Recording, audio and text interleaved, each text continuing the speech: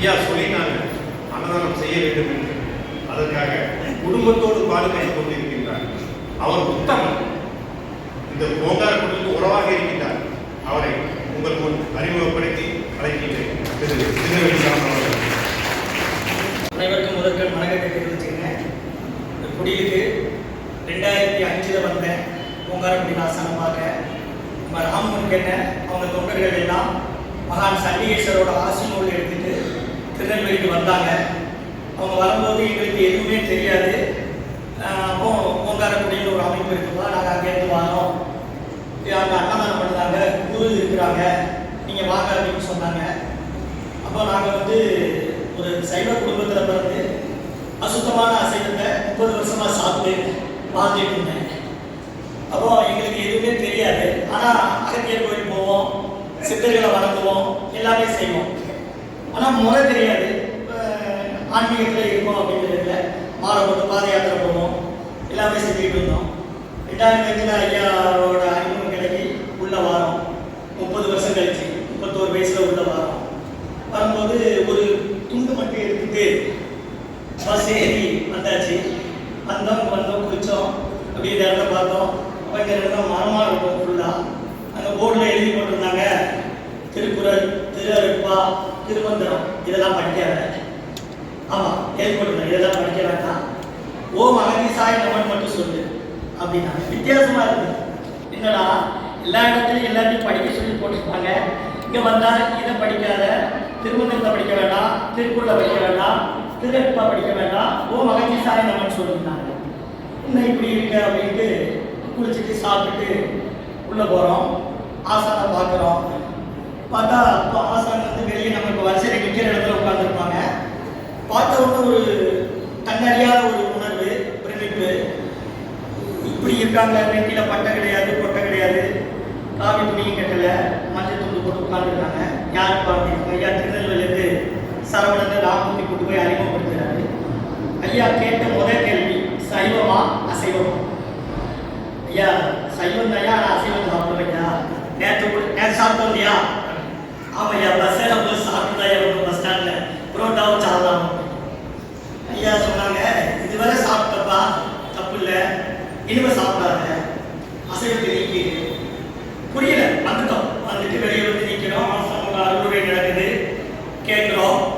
கேட்டுக்கிட்டோம், வந்தோம், போயிட்டோம். போன பிறகு ஊருக்கு வீட்டுக்கு போகிறோம், யோசிக்கிறோம், ஒரு இடம் நல்லா இருக்க அப்படின்னு ஒன்று தன்னறியாத உணர்வு. இந்த ஆசாரத்தை கிடைச்ச முதல் அனுபவம் என்னென்னா, நாங்கள் திருச்செந்தூர் போகிறோம். திருச்செந்தூரில் போய் ஐயாவுக்கு சாமி கும்பிட்டு முருகன் முன்னால் நின்று கும்பிடுதோம். அப்போ யாருமே நம்ம உடனே ஒரு புது இடத்துக்கு வந்திருக்கிறோம். அப்படிங்கும்போது அந்த ஓங்காரக்குடிக்கு போனோம், நல்லா இருக்கணும், ஆசானம் நல்லா இருக்கணும், அந்த தர்மம் நடக்கும் அப்படின்னு வேண்டும். தண்ணி அறியாமல் திருச்செந்தூரில் வேண்டிட்டு ஒரு 15 நாள் கழிச்சு மறுபடியும் உள்ள வரோம். ஐயாட்ட சொல்லுவோம், ஐயா இப்படி திருச்செந்தூர் போனீங்க, நல்லா சாமி கும்பிட்டீங்க, அங்கே ஒரு வாசகம் போட்டிருந்தாங்க. ஐயா என்னப்பா? வந்த வினையும் வருகின்ற வல்வினையும் தந்தன் என்று சொல்ல கடைபிடிப்பே, செந்தில்நகை சேவகா என திருநீட்டு அணிவருக்குமே வாராதே வினை போட்டிருந்தீங்க, கல்வெட்டு இருக்கியா, அதை நாங்கள் கொஞ்சம் மாற்றிப்பையா, மாற்றி சொல்லுங்கய்யா. என்னப்பா? வந்த வினையும் வருகின்ற வல்வினையும் அரங்கர் என்று சொல்ல அகற்றிடுமே, திருத்துறையுள்ளவர் தேசியா என திருநீட்டு அணிவருக்குமே வாராதே வல்வினை அப்படின்னு சொல்லுவோம். பெரிய இருப்பா, அதான் சொல்லக்கூடாது. இல்லை, எங்களுக்கு பிடிச்சிருக்கு நாங்கள் சொல்லுவோம். வாப்பா திருச்செந்தூர் போனீங்க, நான் நல்லா இருக்கணும் நீ வேண்டுனலாம் அப்படின்னு கேட்டாலும் பிள்ளை என்ன சொன்னாங்க? நான் நல்லா இருக்கணும் நீ வேண்டுனலா அப்படின்னா, நான் திருச்செந்தூர்ல வேண்டுனது அவருக்கு எப்படி தெரியும்? அதான் அதான் மும்மனமும் மறுத்து முக்காலும் உணர்ந்தவங்க. அடுத்து வாரம் ஒரு சின்ன பாக்கியம் தான் போட்டிருக்கோம். சிற்றின்பதற்கு காரணமாக இருக்கின்ற இந்த உணவு தான் பேரின்பத்துக்கும் காரணமாக என்பதை அறிந்த அன்றே மனிதன் கடவுளாகிறான். அதுக்கு அர்த்தம் புரியல. அடுத்தாது மாசற்ற பொருளை மனதில் அடைந்தாக்கால் ஈசனை காட்டும் உணவு, தானமும் தவமும் தான் செய்வாராகி மாணவர் நாடு மனிதன் புரியல. அப்போ ஐயா போறோம், சாப்பிட்டியாப்பா? சாப்பிடுங்க. என்ன பண்ண? ஐயா 2 குழந்தை இருக்கியா, பெண் குழந்தை. அப்படியாப்பா? என்ன பண்ணுங்க? பையன் இல்லைடா. சரிப்பா, நான் எனக்கு இந்த துணி தான்ப்பா இருக்கு, எனக்கு ஒன்றும் இல்லை, ஒரு சொந்தம் இல்லை, நான் எல்லாரையும் என்னோட சொத்து நீ வா வந்துட்டு உன் குழப்ப பாரு, நீ வாய பாரு. ஐயா இங்க வந்தா நல்லா இருக்கியா? இன்னும் நல்லா இருக்கு. ஐயா உங்களை பார்த்துட்டு போனா ரொம்ப ஆனந்தமா இருக்கு, அமைதியாக சொல்லுறது. கடவுள் சன்னிதானம் பாரு, கடவுள் சன்னிதானம். அவையா நீரையா கடவுள் அப்படின்னு புரியாம சொல்லிட்டு வா. வெளியே வந்தோம்னா அப்ப 2005 2008 ஞானத்தில் வெளியின்னு புக்கு வருது. 2008 தான் புக்கு வருது. அப்ப ஐயா சொன்னாங்க, இப்ப அந்த புக்கு 10 ரூபா தான், இது தர்மத்துக்குன்னு சொல்லி உங்க ஊர்ல ஒவ்வொரு இடமா கொண்டு போய் கொடுங்க எடுத்துட்டு போறோம். போனோடனே ஒரு 100 புக்கு எடுத்துட்டு போறோம். சரகரி போறோம், சரகரி மலையில் போய் கொடுக்குறோம், பார்க்குறாங்க முடிச்சிட்டோம். அப்புறம் நிலைவர் கோயிலை கொடுக்குறோம், திருச்செந்தூர் போகிறோம், முதல் சொன்னேன் அன்பர்களை போட்டு புக்கு கொடுக்குறோம். ஸோ ஒருத்தர் வந்து என்ன ஞானக்கல்வி ஒரு நூலியா கொடுத்துருக்கோம் இல்லையா? சரி உங்க குரு என்ன சொல்றாரு தெரியல. ஐயா அன்னதானம் பண்ண சொல்றாரு, சைவத்தை கடைபிடிக்க சொல்றாரு. சைவத்தை கடைபிடிச்சாரு என்னப்பா சொல்றாரு உனக்கு? அவர் சொல்றது என்ன தெரியாது, சொல்ல தெரியல, பதவியோ இல்லையா? அப்புறம் புக் எடுத்து படிச்சுட்டு இங்க வாரோம். ஐயாட்ட கேட்டோம், சிரித்தாங்க. சிரிச்சுட்டு ஆசிரியர் பாட்டு வந்துட்டோம். வெளியே வந்தா அப்போ வந்து கைலாஸ் ஐயா, கருணாகரன் ஐயா, எல்லாரும் ஐயா, அப்போ கோபேஷ் அவங்ககிட்ட போனோம்னா அவர் சொன்னாரு, சைவமா அசைவமா? அடுத்து ஐயா அசைவம். தன்னும் வெறுக்கத்தான் பெரியவும் மாற்றிக்கமாக வரும்னு திருக்குறள் சொன்னது அர்த்தம் தெரியுமா? இல்லை தெரியாதியா? படிக்கும் போது திருக்குறளை படிச்சிருக்கோம், அந்த இது மட்டும் தெரியும். அகல் எடுத்துக்கலாம், ஆணை மகன் முதலே உடலில் தெரியும், வேற ஒன்றும் தெரியாதுங்களா? கொண்டான் குழாலை கொடுத்தானே கைக்குட்டி எல்லாம் தொழும் தெரியுமா? அதுக்கு அர்த்தம் தெரியாது. குருனா யாருக்கு தெரியுமா? தெரியாது. வா பேர் அசைவத்தை நீக்கணும், 4 பேர் சைவமா மாற்றணும். நானே சைவமா மாறினேன், நீங்க 4 பேர் சைவமா மாற்ற சொல்றீங்களே, எப்படியா நடக்கும்? நானும் இந்த மாதிரிதான் இங்க வந்தேன் அப்படின்னு. அதுக்கப்புறம் தான் ஞானத்தின் படி புக்கை படிக்கிறோம். காலையில எந்திக்கிறோம், 5 மணிக்கு விளக்கு ஏற்றுறோம். அப்ப ஐயா சொல்லுவாங்க, காலை கடவுள் பிடிக்கலையோ விளக்கு ஏற்றி வாயை பிடிச்சிட்டு சொல்லி செருப்போட்டு போகும்போது மகனை சாயந்தரம் சொல்லு அப்படின்னு. என்ன இப்படிலாம் சொல்லி கொடுக்குறாங்களே, இப்படி ஒரு புதுசா இருக்கு. ஏன்னா நம்ம பார்த்தது ஃபுல்லாவே மடங்கள், அப்படி கோயிலுக்கு அந்த மாதிரி செருப்பு கட்டணும், குளிக்காம போகக்கூடாது அப்படின்னு சொன்னது. இது எல்லாமே வித்தியாசமா இருக்கு. அப்படி பார்த்துட்டு உள்ள வாரம் மறுபடியும் புக்கை படிக்கிறோம். ஐயா இந்த புக்ல இப்படிலாம் இருக்கியா அப்படின்னு. அதுக்கப்புறம் தான் தெரியுது குருன்னா யாரு அப்படிங்கிறது, ஐயான்னா யாரு, மரணத்துக்கு மகான்னா யாரு அப்படிங்கிறத ஞானத்தின்படி புக்கை படிச்சு படிச்சு படிச்சு வந்த பிறகுதான் ஐயானா யாருன்னே உணர முடியுங்க. சத்தியம் அதில் போட்டிருக்காங்க, நுங்கும் நுரையுமாக பொங்கும் காமக்கடவுள் நுங்கும் பாதிக்குள்ளே சொங்கும் சொல்லி சேர்ந்தும் வங்கும் நம என்று திங்கும் நரம்பு தோடு தொங்கும் மினுமினுக்கும் வங்கும் இல்லம் பொருந்த சிங்கங்களுக்கு இவை காணும் இந்த வங்கம் மேனி உயர்ந்து தங்கமயமாக இயங்கும் அவர்கள் கண்டோ தங்கும் சாயும் கயம் வந்து தேங்கும் நமக்கும் அதை பங்கும் 60 அடி பலாபலம் வரை இருக்கும் போனாரு. வா அந்த கவி அடுத்து சொல்றாங்க, மன்னதம் என்ற மகான் வாசி கற்புக்கு மரணம் கிடையாது. என்னது? மஞ்சவே கொண்டு மாற்றி எறியணும், நிச்சயவே கடல் தூக்கி அடிக்கணும், நஞ்சிடாதவர் நாகம் நிலையிலும் அஞ்சிடாதவர் ஆனந்தமாக. வேலை கொண்டு குத்தினாலும் சரி, எரியில நெருப்புல போட்டாலும் சரி, அவங்க வந்து தண்ணியில போட்டாலும் சரி, மரணம் கிடையாது. மரணத்தை வென்ற மகான் அவர் ஒருத்தர் தான். எனக்கு தெரிஞ்சு இன்னைக்கு 250 கோடி மக்கள் என்னன்னா ஞானத்தை பற்றி புக்க படிச்ச பிறகு நான் உணர்ந்தது என்னன்னா, ஐயா வந்து நமக்கெல்லாம் சாதாரணமா 98.6 டிகிரி டெம்பரேச்சர், 102 வந்தா காய்ச்சல், 103 வந்தா 104 105 தான் கோமா ஸ்டேஜ் போயிருவோம். இல்லை அவங்க 108 டிகிரியோட உட்கார்ந்துருந்தாங்க. நம்ம போறோம் பார்க்கிறோம், தவம் தியானம் இல்லை தவம். அதாவது திருக்குறள் சொல்லுவாரு, அதாவது தவம் உடையாக்கும் தவம் வந்து அதெல்லாம் மேற்கொள்வது. எல்லாராலையும் தவம் செய்ய முடியாது. நீங்க 250 கோடி மக்கள்ல நமக்கு தெரிஞ்சு வரலாறு அப்புறம் வாசி வசப்பட்ட சத்குரு ஒருத்தர்னா அது ஆத்ம கோகால பிலாசம் மட்டுமே, வேற யாரும் கிடையாது. உறுதியா சொல்லுங்க, நீங்க எங்க போனாலும் நீ எந்த சங்கத்தை சார்ந்திருக்க கோகால முடியும்.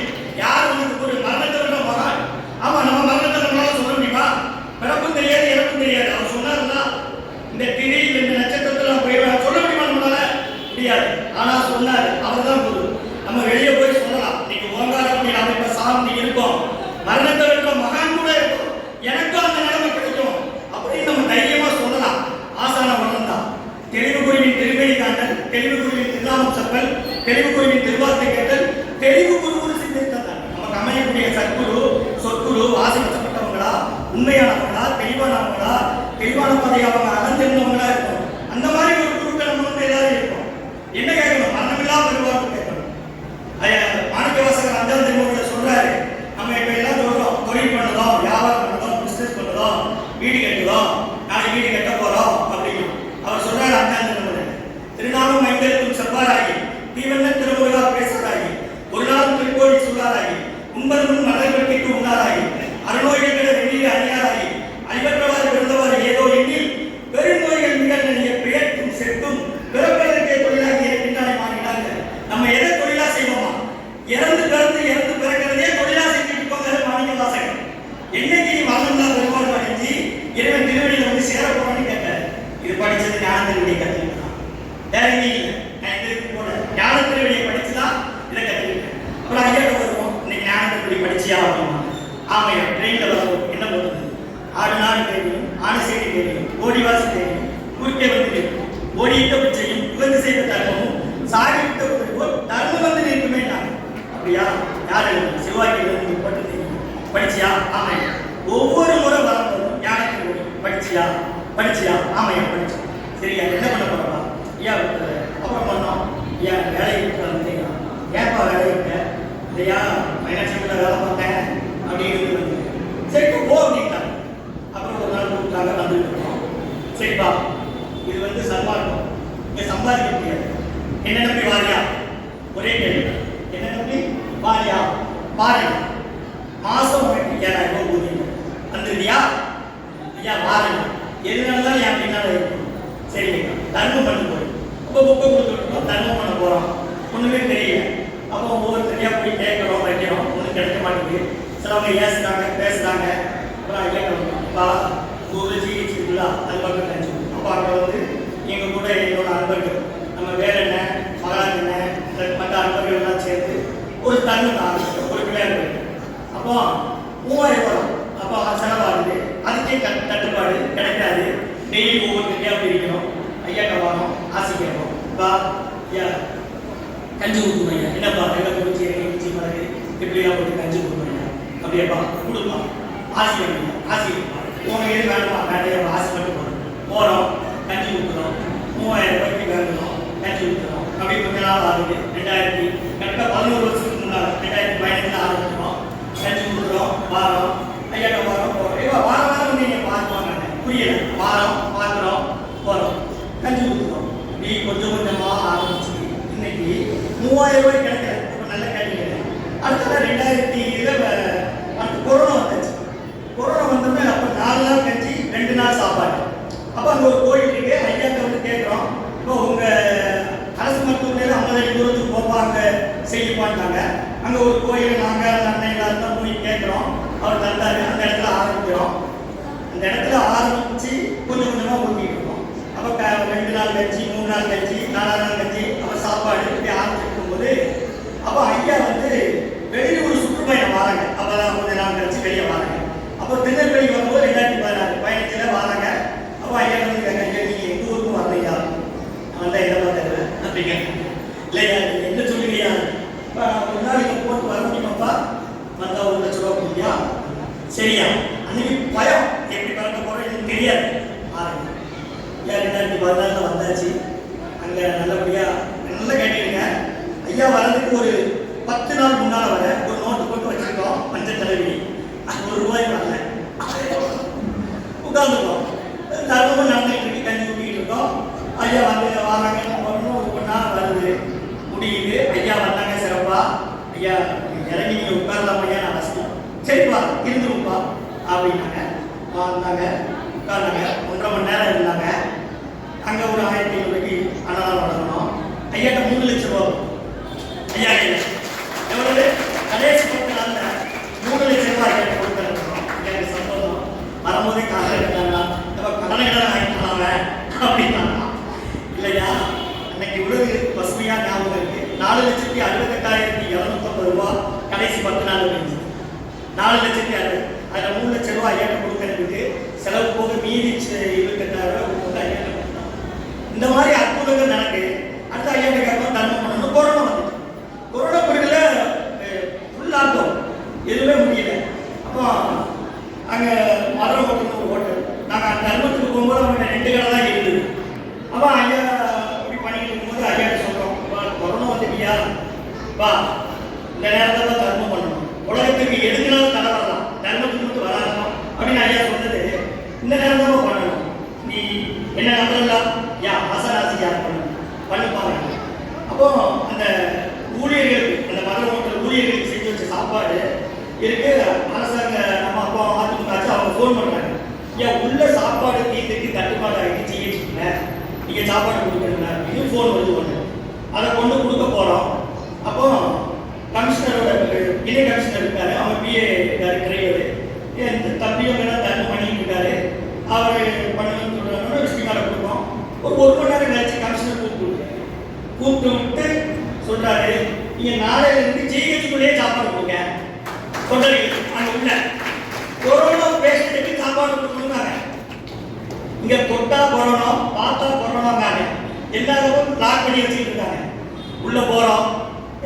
அப்போ கேட்டுடுங்க, அவரு கஞ்சி தான் ஊற்றுக்கணும். கமிஷனர் ஆஃப் திருநெல்வேலி மாநகராட்சி அலுவலகத்தை கூப்பிட்டு டவுன்ல கமிஷனர் எல்லாத்தையும் அறிமுகப்படுத்துறாரு.